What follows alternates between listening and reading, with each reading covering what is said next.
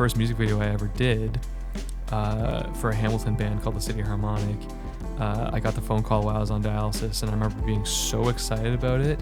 I was hooked up on all these blood pressure machines, and I remember getting so excited about this call that all my alarms started going off, and the nurses ran over like, "Oh my God, what's happening? He's dying!"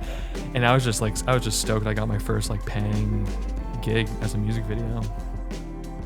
The last 7-8 years has been a lesson in patience and learning how to be patient, because classic, I want things and I want them now. You know, I have career goals, I have aspirations, and I want them now.